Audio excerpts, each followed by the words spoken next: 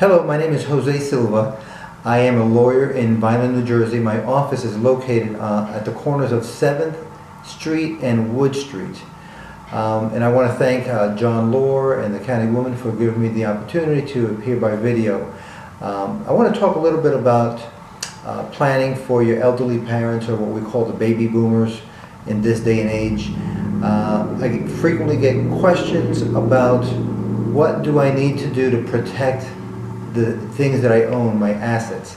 And many people who have worked extremely hard throughout their lives think that because they have this safety nest put away, saved up in the bank, that they are safe. And that could be the furthest thing from the truth. It's an error in their thinking, and perhaps they have not done the proper planning to protect those assets from what we consider government takeover. And we can talk about those specific things later on. But there are three things or three documents that we prepare, or that I prepare, in helping to protect individuals' assets and protecting their choices, because their intent and their choices are very important. Let's begin with what some refer to as the living will, also considered the healthcare proxy or healthcare directive. In this particular scenario, an individual will outline what their intentions are if they are sick and they are unable to communicate their intentions to a physician or a medical professional. This document, the healthcare directive, will tell the medical provider what exactly they want done in the event they can't make that decision or communicate.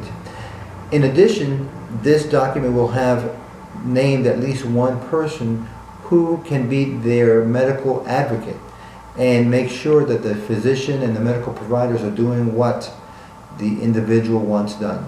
Very critical in the estate planning and in the elder law care planning.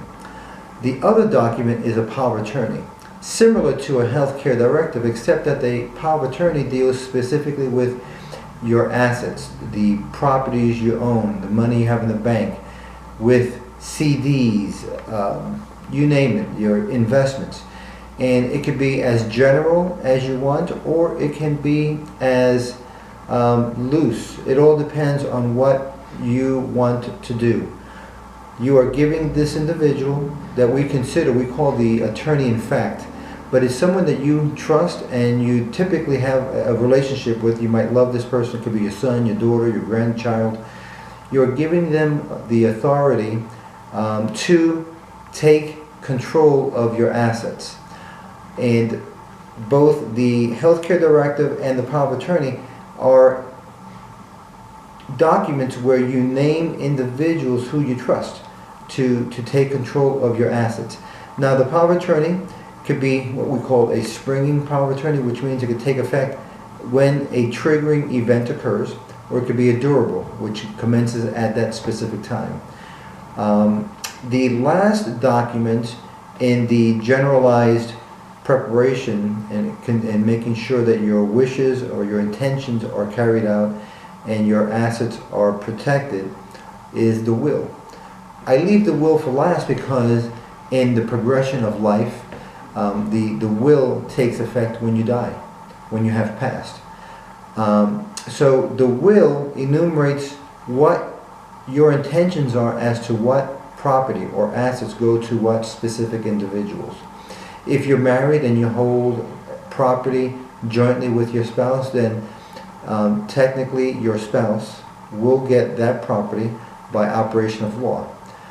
But you can also outline who gets other properties, and you get to choose who will be the executor or executors. You can have joint executors, you can have one executor, or you can have alternate executors. All of these items are very important and critical in preparing before something drastic occurs. Some individuals leave this planning for later in life. It's always a great idea to do this before. And the reason why I use the term baby boomers, it happens to occur right now, a realistic event for individuals born between 1945 and 1965 who we consider the baby boomers and are either retiring or have retired and are now looking at the situation of what do I do, am I protected, is there a scenario that I could lose this property, and their children, depending on the mental status or the physical capacity of the individual, are also looking at these issues. Should you have any questions, feel free to call me. My name is Jose Silva. My phone number is 856-692-7400. And like I said earlier, I am located at 700 East Wood Street. I'm on the corner of 7th and Wood, directly across the street from City Hall. Thank you.